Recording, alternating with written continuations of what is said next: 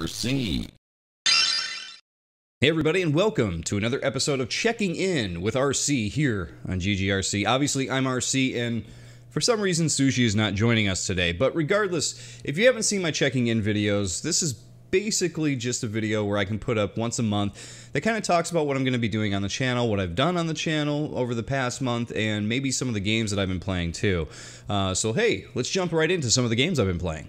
So we're going to start off with a banger here. This is a game that I feel like is a must play. If you like platformers, you like pinball games, this combines both of them into one and creates this awesome game. It's called Yoku's Island Express. I think that's how you say his name.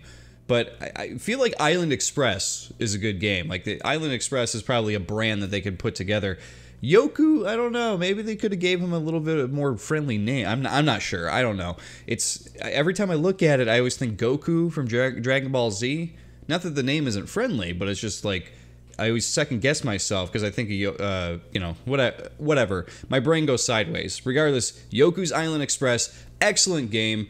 Like I said, it combines pinball with platforming. It's available on Steam. I played it on Switch, but I believe it's on Xbox and PS4 too. This game is so good. You play as this little beetle on the front here with the ball that he's riding on, and he's basically like a dung beetle that's attached to his ball, or his dung ball, or whatever. And you go around the world. You can actually control him at times, and then there's other times where you go into a cavern and you're using flippers to flip around. Now, I did do a checking out video for this, so if you haven't seen the game in action, definitely check it out. I show off a good portion of the game, a good half hour of it. But man, is it good. And not only that, but it's beautiful. It's got a really, really beautiful art style, and the game gets really weird at times, too. There's times where, like, there's a scene actually in the checking out video that you can see where I'm actually helping out a guy getting bat guano for whatever reason. He's got to get bat poop, and I have to use the pinball flippers to get myself up to where the bat is. And then I have to blow a party favor. That's right, you get a party favor that you can blow at any point you want in the game. And you have to use the party favor behind the bat to make him poop because you scare the crap out of him. And then you get a pile of guano to use. I don't know. It's weird, it's fun, it's beautiful. It's really a great game. I recommend checking it out. Now, another game that I recently got, I'm not as hot on, and I don't think that it's bad in any certain way. I think it's just because I didn't grow up with it, but it's the Crash Bandicoot Insane Trilogy. Now, I've been playing this a bit. I haven't gotten super deep into it, but I have played a little bit of each game, and I have to say, so far, I think the third one plays the best. Now, my problem with these, like I said, is that I did not grow up with these games, so when I go into them, the jumping and everything feels really off to me. So, with Crash, it's a 3D platformer, and unlike other 3D platformers, it's not an open world, so the jumping and the camera and stuff like that, like, they feel off for me. Like, I'm thinking Mario 64 here, right? But it's not. It's much different.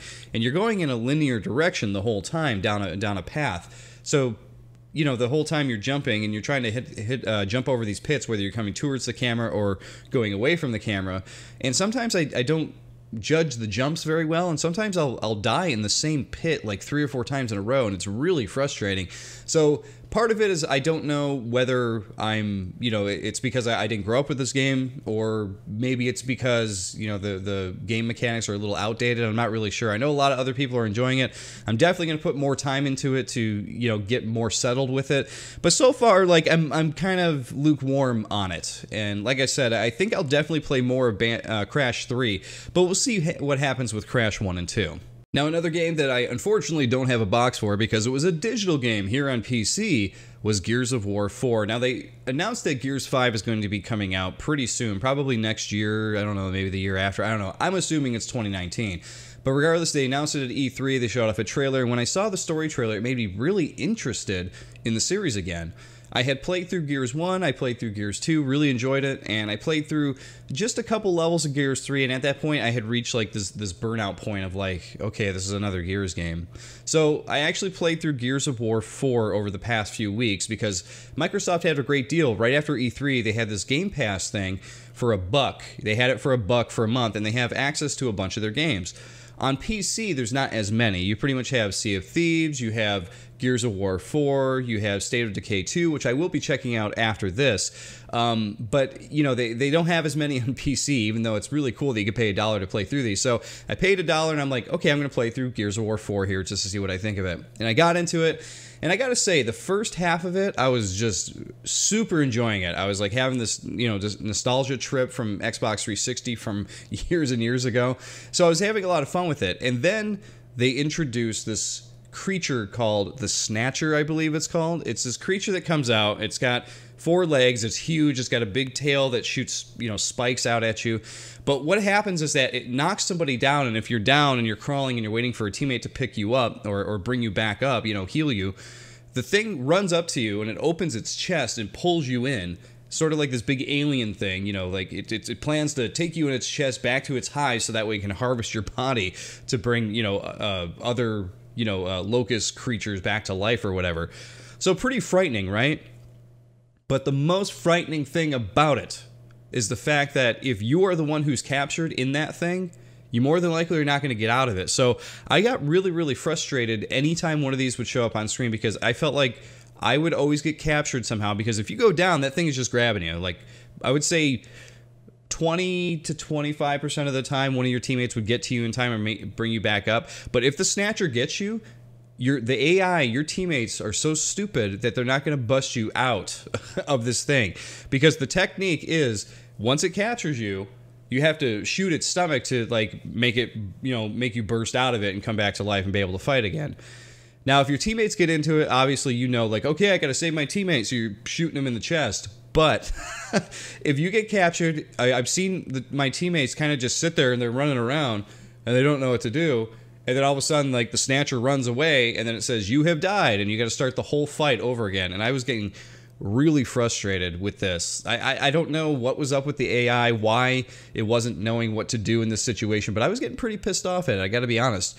The rest of the game I was actually having a lot of fun with. The rest of the enemies didn't frustrate me. The rest of the enemies were a lot of fun to deal with. I really like the addition of the, I think they call them juvies or whatever, these little sort of like chimpanzee-inspired, you know, locust characters that they're fully white and they're really fast and they jump from thing to thing to thing trying to get at you really, really fast. So I thought that those were a cool addition.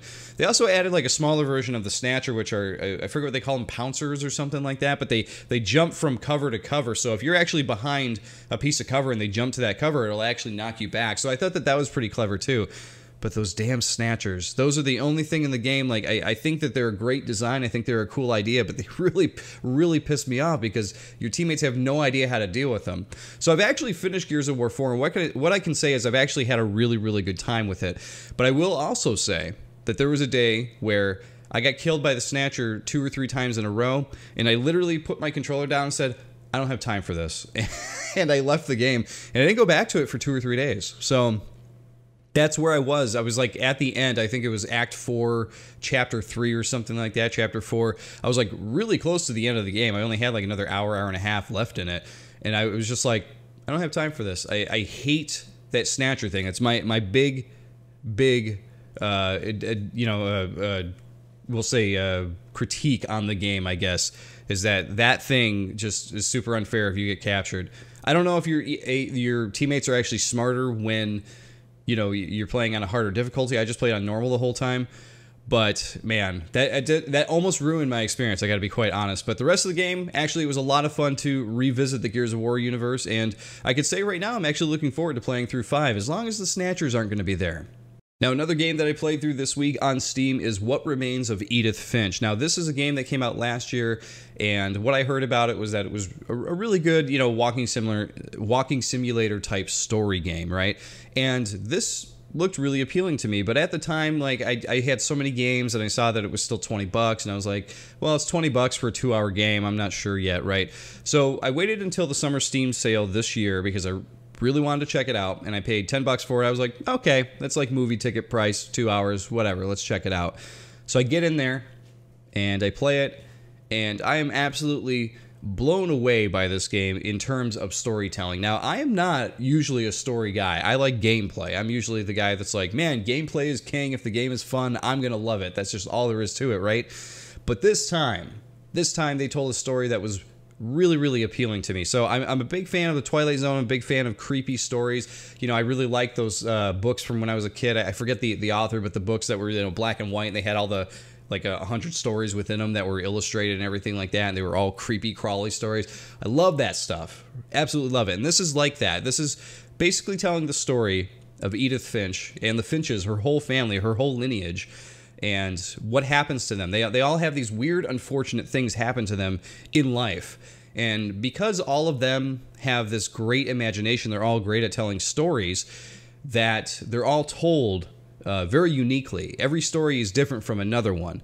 So, for example, you'll go into one where they're telling the story about this boy, and his parents are, or rather his stepdad is getting remarried, right? Because his wife has passed or whatever. So the boy wants nothing to do with it. He says, I don't want a mom, blah, blah, blah. There's even to a point where, like, he gives his dad the middle finger when his dad tells him to be more, involved with the wedding and stuff like that. So the whole time the kid is just flying a kite on the beach.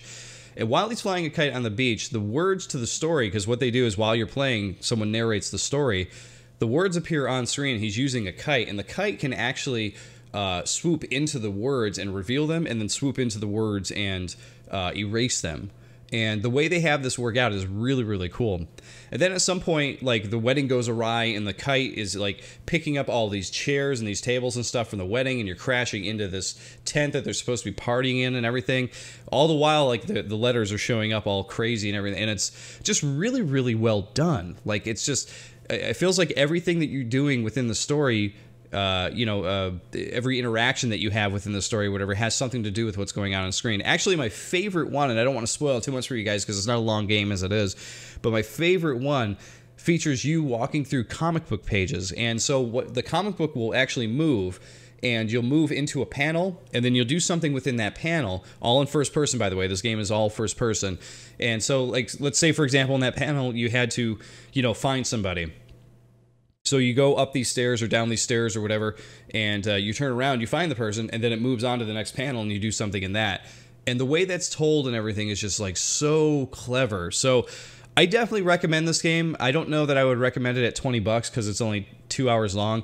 I feel like this would be a sweet $15 price point game. But regardless, great game. Definitely recommend checking it out. If you're into the walking simulator thing, this is actually a walking simulator times 10. Walking simulator games are basically like you walk, a thing happens, you witness it, you move on. This is a lot different. You're interacting with everything. You're opening doors, you're unlocking, you're finding secrets. You're living through all of these stories. You find someone's diary, you go into their story, you live it through these interactive stories and everything. And it's really, really good. Man, there's another one where you actually get to turn into different animals, which I think is amazing too. So I can't say enough good things about this. This is one game that, like, even though it's short, and I've heard people say, like, you could, for 20 bucks, you can only play through it once. It might be a game where during maybe the Halloween season, because it's a little bit creepy. It's not really scary, but it's got a creep vibe to it. It might be one of those games I actually play through again just because I really enjoyed it. So definitely recommended. Another digital game that I got on the Steam sale was Skylar and Pluck's Adventure on Clover Island. Now, this is a 3D platformer through and through, but if you guys couldn't tell already on this channel, I absolutely love platformers, whether they're 2D or 3D, and this game is absolutely a love letter to Ratchet and Clank and Jak and Daxter. So if you like those games from the PS2 eras, this basically just combines those two into one, and that's what you have there. I would say it's a little bit more leaning on Jak and Daxter than Ratchet and Clank, but you can definitely sense, the togetherness on that. You can sense the grouping for sure.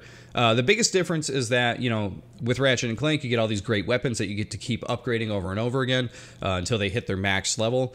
And in this, there's basically one weapon that you have through the whole game, but you do collect abilities throughout the game, though, too. You get, like, a jetpack, and you get this cool magnet ability thing, so they do introduce that kind of stuff in there, which is great. However, what I do have to say about this game is that it is really, really short. I think I spent maybe 3.5 hours on it. So, and that's actually 100%ing it. That's like getting all the achievements and everything too. So it's a very short game.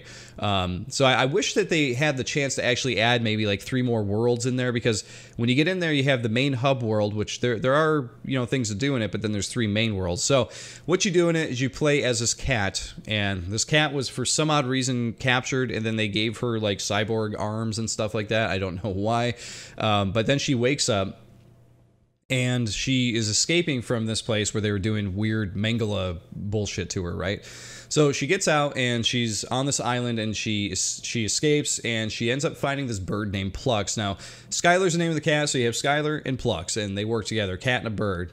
Weird pairing, I know, right? But hey, that's where we're at here. So she needs Plux because Plux is going to guide her around the island because he knows the island. She doesn't know anything about it, but she knows she wants to take out this evil computer guy who did these things to her, right? So everything is done with a real tongue-in-cheek and childish type of thing, right? So if you played Jak and Daxter, the original one, the very first game, it's very childish in that like it's pretty easy to pick up and play, and the dialogue is sometimes not great. There are times where, you know, they'll say something in the dialogue and it's really, I wouldn't say really funny, but it's humorous. You know, you'd be like, oh, okay, that's clever. There's other times where Plux will say something and you're just like, ooh, wow, that is a real bad thing to say. There was a time where you actually dropped this ball to like crush something below you. And when you did it, the Plux, the bird, he actually said something about like, it dropped like a wrecking ball, and he sings it like that Miley Cyrus song. So I was just like, oh boy, this is a kid's game, isn't it? And then there was another situation where he told the main boss character, he said, your butt is grass. And I was kind of like, okay, so this is totally a kid's game. Like, he's not even going to go out there and attempt to say ass or whatever, which is fine. I get it. But it's just interesting to me that it's something I've always been interested in, is like the idea that people use phrases that have swear words in them, and kids know what the swear word is, but we can't say them because of like whatever regulations or whatever personal feelings you have on using swear words or whatever. I've always thought that was weird. Like, there was another DVD that came out that I saw at a store one time, and it was for Shrek. It was like a Halloween Shrek DVD, and I think it was called Scared Shrekless. And I'm looking at it and I'm like, everybody knows what this actually says. Everybody knows what this actually means, and every child is reading this. No, even kids know what this means, yet they can't put the word shitless on the front of the DVD. And to me, I'm like, why? Wait, like, you're already thinking the word shit. It's there. It's on the DVD. I don't know. I've always thought that was weird. But like when you say your butt is grass, even kids are going to be like, it's supposed to be ass. Your ass is grass. That's the whole point in saying it, is because it rhymes. I don't know. Whatever, guys. But as bad as some of the dialogue is in this game, the game is a lot of fun. You know, for the 3 hours that you're in it, I got this game really cheap on the Steam summer sale. I think it's actually a really well-made game. The mechanics and the gameplay itself are really, really good. A lot of fun. You get all your basic, 3D platforming stuff. You get your double jump. Once you get the jetpack, you get a hover. Once you're going, then you can learn how to get over large gaps that you couldn't get over before. Then you get this magnet thing where you can pick up enemies and throw enemies, and you can like have magnetic things come to you, and you can use them in different ways and stuff like that. There's just a lot of really cool things going on in this one. Oh, and there's also another ability where you can affect time. You can slow down time, so if enemies are coming at you too fast, you can slow down time, take them out in real time, but they're moving like, ooh, So there's a lot of good going on in this game if you can actually, parse it through all of the like terrible dialogue and childish stuff and everything like that, which for me wasn't a big deal because I actually enjoy these games. I like going back to that era and playing games from this because that's what I always think. I always think like, oh, it's just a game, it's being cheeky and it's trying to emulate the games from back then. But regardless, this one won't be for everybody, but I definitely recommend it for those who are into platformers in any way, shape, or form, especially if you can get it cheap. Definitely recommend checking it out. I have one more game for you guys. Sorry, guys, I'm talking about a lot of games that I've been playing through here, but the Steam Summer Sale just happened, and these are the games that I've been playing through. So what we have here is Firewatch. Now, Firewatch is a little similar to What Remains of Edith Finch in a way, because What Remains of Edith Finch is a walking simulator, through and through, but with more interaction. This is another game that is told narratively, through dialogue and subtitles and everything, but the whole time you're playing as this guy who's trying to escape a crappy situation in his life. So he goes out into the middle of nowhere, California, to be a lookout, where the brush fires happen, and he's trying to forget his troubles. He's trying to just exist here for the summer and try to think about his life and everything. So through the whole game, what ends up happening is he has contact with only one person, and her name is Delilah. So they talk back and forth on these walkie-talkies, And when they talk back and forth, you know, they reveal a lot of personal information. They get more acquainted and everything, to the point where, you know, they're being very, very friendly with each other. They're saying like, wow, we're going to get together after this summer and everything and hang out and maybe do more than that. You never know. But regardless, like what's great about it is that all the while you're talking to Delilah, you're actually exploring all of this area around you, all of this wilderness that's around you at the lookout tower. So you live in this lookout tower that, you know, by the way, this is based in the 80s as well. So you're out in this tower in the 80s, so you don't have a cell phone, you don't have any of that stuff, you just have a walkie-talkie, so it's all period based and everything, right? So what's great about it is you actually find these cache boxes that help you mark things on your map and everything. And using your map and compass to get around is really, really interesting. And I found that to be kind of the best part of it, the exploring of it. But what ends up happening is about halfway through the game, you start revealing this weird conspiracy thing. And that's about as far as I'm going to go with it. But the game turns into a completely different game than what it was before. I mean, you're still navigating with a map and everything, but now you have a purpose for being there. You're not just watching for fires and that kind of thing, which is what you were doing before. Now you're watching for fires and you're dealing with this other crazy thing that's going on. So Firewatch, man, I was really, really taken aback by it. It's actually like a 5-hour game or so. I think that's about how long I spent on it. And I did it almost all in one sitting. I had to get up and do one thing for about an hour or so, but then I came back and finished it because I was that entranced by the game. So that's saying something for sure. It's another game that I got for $5 during the Steam summer sale. So if you see it on sale again, I would definitely recommend this one as well. A lot of recommendations today, a lot of great games, right? But yeah, Firewatch, man, whew, I don't want to get too far into it, but man, the exploring, the dialogue, everything in it is really, really good. Definitely recommend it. There's only one little part of it that I was a little, you know, iffy about.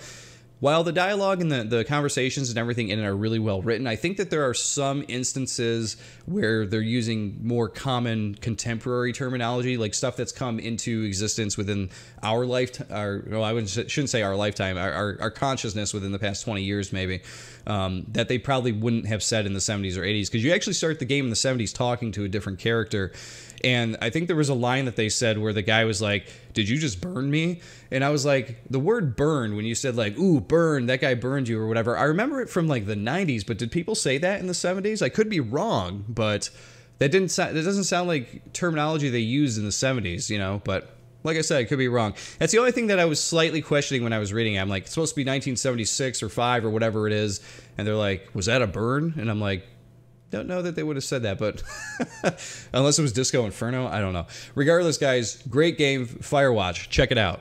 So as for things going on with the channel, this past month has been crazy. And why is that? Well, everybody knows it was E3 2018, and man, it was insane. Every year E3 is insane, but this year was even more insane for me because I think I mentioned this on another video, but normally I take the week of E3 off so that way I can sit at home, you know, enjoy all the conferences and eat some pizza and just relax, you know. But this year I was not able to do that. I was not able to take the week off. So I'm working my real life job while also trying to do these videos, while also moving into a new house and doing little things around the house. It was just an insane week. And man, it really burned me out, I would say, for sure. I haven't been burned out before doing this stuff on the channel here, but man, that day, woo, or that week rather, woo, that was... You get 2 woos for the price of 1. It was nuts, for sure. So if you haven't already checked out my trailer reaction videos, definitely check those out. Those are the games I'm excited for that are coming up that had good trailers. So that's the stipulation I need to be a little bit more clear about, I think, when I do my trailer reactions. These are games I'm excited for, and they had a good trailer. Okay, these are the stipulations I have. So they did announce that a Doom 2 is coming out, and I didn't do the trailer for it. And a few people were asking me why on one of the recent Quake Grave episodes. And the reason being is because it's just a CG trailer. Like, it's just the Doom guy walking up, he crushes a skull. From what I hear, there's a couple of new Doom enemies that are in the background and everything, which is cool. But like, you know, I really wouldn't have known that, you know, unless I really, really watched the video, you know, several times to be like, oh, I think that guy's new or whatever. Basically, it's just the Doom guy walking up, crushing a skull with his boot, and then they're like, boom, Doom Eternal, you know. So I'm like, yeah, it's cool, but it doesn't show gameplay, it doesn't show anything, you know, new that I haven't seen in the first game already. Am I excited for a new Doom 2? Of course. I'm always excited for a sequel to that Doom from 2016 because I thought it was an amazing game. But it didn't really show us anything, and I want to see gameplay. So one of my rules for trailer reaction videos Must see gameplay. Must. If you're going to show CG, it has to be something super exciting. Now, I did have a couple of CG trailers that I did show off because I'm super excited for them. One is Beyond Good and Evil 2, and that is mainly because they revealed that Jade is in it, just like she was in the first game, and it's showing off a bit more of the character stuff. So that I'm excited for, and Cyberpunk 2077 or whatever. That game looks awesome. It's all CG from what you can tell in the trailer, at least from what I know, and it looks amazing. So those are the two CG trailers I was willing to show because I thought they were exciting. Doom didn't do anything exciting in its trailer for me. So while I'm excited for the game itself, you know, I've seen it before, you know what I mean? So it wasn't something that I was like, this has to be included, I got to include this or whatever. It's like, okay, so I don't know. Maybe when they release a trailer down the line for it, that's when you guys will get one. One of the other things that's happened this past week, though, is that Banjo-Kazooie, one of my all-time favorite 3D platformer games, has turned 20 years old, which does one of two things. It makes me feel old, for one. And for two, it marks like a momentous occasion in a game's legacy, because Banjo-Kazooie, like I said, is probably in my top 10 games. It is a great game. You know, go watch my 20th anniversary video to get more about it, to get more info about it, because I do talk for what, a good, I don't know how long, 20 minutes or something like that about Banjo. It might not be that long, but anyway, it's a game that I have a lot of nostalgia, a lot of good memories for. It's just something that's very important to me. So when I saw that it was turning 20, just like with Quake and Super Mario 64, it was like, man, I can't believe that these games are turning, you know, 20 now. So again, definitely go check that out. If you haven't played Banjo before, like I say at the end of that video, definitely check out Banjo 1, Banjo-Kazooie. Don't play Tooie, don't play Nuts and Bolts. I mean, you can play those after if you feel like it, but play Banjo-Kazooie first. It is the foundation of the series. It's really good. You'll see why people admire it so much and why people would really like an actual sequel to the 3D series. But yeah, there you go. Banjo-Kazooie 20 years old. I can't believe it. Now, I did another funny video on the channel too recently that a few people have said they actually laughed out loud about when they watched it. So I definitely recommend checking it out if you're looking for a good laugh, though. But it's called "What's with This Tag, Bethesda?" Bethesda, you know, they have a store where they sell things, and they actually sent me an item. They had, you know, well, just go check it out. I definitely recommend checking out the video because even I thought it was a little funny what they did. So what is coming up this month on the channel? Well, guys, you know, it's kind of a toss-up here. After E3, like, we knew E3 was coming. We knew that was going to be the big thing, and we knew that I would be doing a lot of videos for that. Of course, the Quake Rave will continue. The Quake Rave will be coming back this week. But as far as everything else, what I would really like to do is I would really like to eventually, I know you guys are going to laugh, you know, for those of you who watch these videos, because I've been talking about this since February, I'd like to finally get around to that GameCube HDMI adapter review. I'm actually glad that I waited, though, because now I've had a little bit more time with it. I've had a few more thoughts with it, you know. I just think that, like, spending more time thinking about something is probably better than, like, pushing out a review immediately after you've used it, because you're always going to find out things about something after the fact, you know. So I'd really like to do that. I would also like to start a Let's Play. Originally back in February, I was saying I was going to do one for Metal Arms Glitch in the System, but I've also been throwing around the idea of doing it for the first Metro 2033. Is it Metro 2033? What I don't know the dates. Regardless, the first Metro game. I would like to do a Let's Play for that, or at least play through some of it. We'll do some streaming for that if you guys are interested. Let me know which game you'd rather see, Metal Arms or Metro. Metro has a really cool game in the series, you know, the new sequel coming out next year, and it looks awesome. So I would like to actually play through the Metro series before I get to that, because, you know, I'd like to get a little bit more background on what the story's all about, what's going on. I remember playing like a smidge of Metro, and then that was it. So I'd like to get back to it and actually see what this crazy world's all about. But you guys let me know what you want to see. Well, there you go, everybody. It's a bit of a long checking in video this month, isn't it? But a lot of stuff has been going on. I apologize if this is too long. Think of it as a podcast, really, because that's what it's turning into. But regardless, that is checking in for July 2018. Lots of good stuff coming up. Lots of good stuff on the channel from the past month of June. And there you go, everybody. I will see you on the next stream or next video here on GGRC. GG, everybody. I'll see you all next time.